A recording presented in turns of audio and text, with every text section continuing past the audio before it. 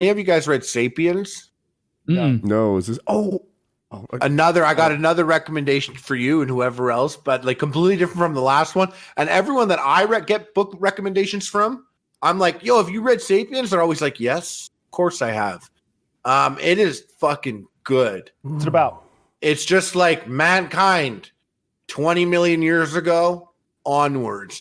And just like the types of decisions and things that led to us, like one of the things they say, nonfiction, and it's like on the latest, or like in 2018, whenever it was, like the latest discoveries and such. So like Homo sapiens, when we were on planet Earth, was also at the same time as other, like, you know, when you see that thing of like hominids, you see like the evolution. Yeah. Instead of it being one after the other, like we're actually on Earth with some of those people. Yeah. So Homo habilis and when we like if one of us like from like 180,000 years ago or 100,000 years ago like went into a morgue, they wouldn't be able to tell the difference between us and one of our people from like, you know, Africa 180,000 years ago. But at that same time, like Neanderthals existed on Earth.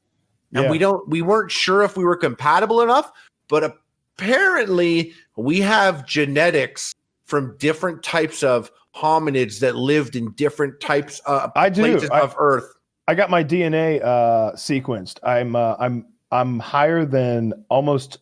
It's an extremely high percentage of Neanderthal DNA. Almost 2% of my DNA is Neanderthal DNA. But I feel like I'm like that too, because can't you just like look at us and see? And it's true. Like apparently, like the human code, there's like it's not a little bit, but it's a significant portion of Neanderthal DNA, and that's not like the only one. But what's crazy is like we kind of like killed off all the other, like just like dogs, how there's and it talks about this. There's dogs like Cocker Spaniels and Bulldogs, and these dogs can fuck each other and make babies. Horses and donkeys can fucking make a baby, but that baby can't make other babies. But dogs can do it, and they say like there were other homos on the planet, other humans that we could have had these interactions with, but Homo sapiens are so fucking crazy that like they're all dead.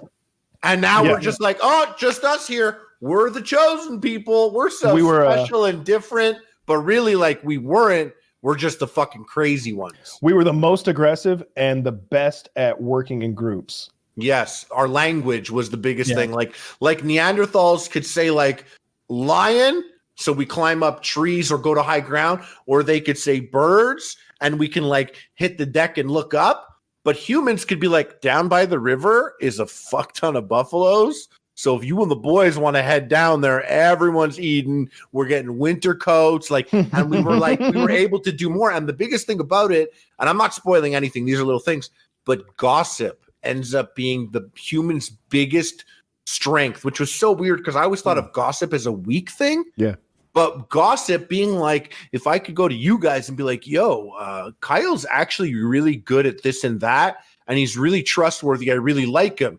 And if you guys came to me and you were like, yo, Woody's fucking crazy, man. I don't know how much we could trust that guy.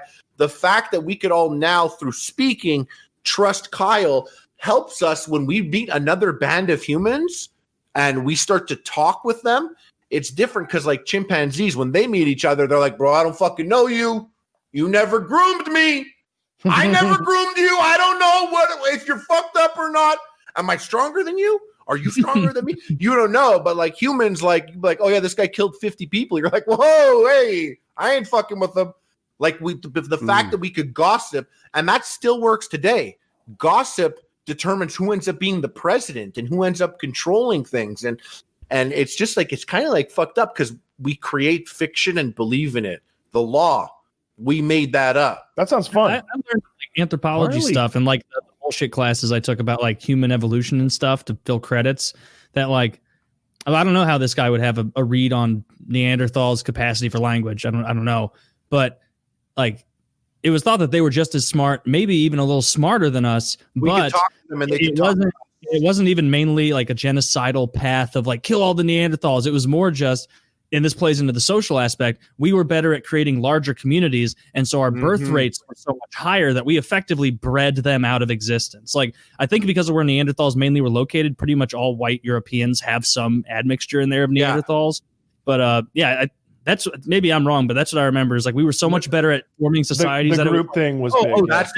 That's what he said. Have 10 kids. No, the humans are going to have 100, and in 10 generations, Neanderthals are all but gone. Well, it's also because like they have like Neanderthals have a hunting ground and they hunt and forage, and that's what they do. So they go out on the hunt, and they're actually stronger than us, just as smart as us. They don't have the communication though, but we could speak to each other technically, but they don't communicate like we do, or they didn't. But the problem is we would travel and we would spread, and we would go to like their hunting grounds where they like to go out and work together and hunt. Whereas like we would go and see like, oh, all the bison are coming here. So we would make a crazy maze and like make this complex killing ground. And we would all go there. And like when they get rushed into the killing ground, we would slaughter them like crazy, like literally just as efficient as we are today on a smaller scale. Like what they killed, what they needed. We were like, bro, we're going to kill them all. We're going to have winter coats. We're going to have spares left over. We're going to be able to do this and that. Like, and so their hunting grounds, we just demolished them in like very short period of time and moved on.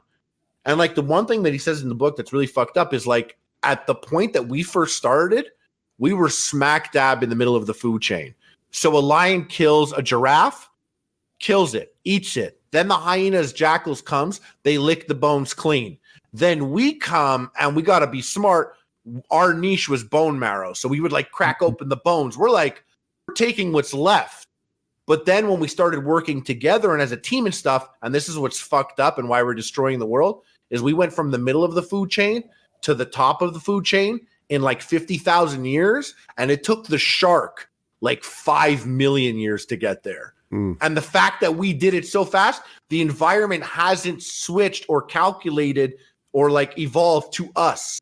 So we're beyond where we should be. And we're like sucking it all up because we're not supposed to be here this fast. But yeah, anyways, and I honestly, guys, I've read like half the book. I haven't even finished it yet. But Sapiens, I'll finish it before you again. 100%. Yeah, I can't wait to hear how it ends for me. Let's read.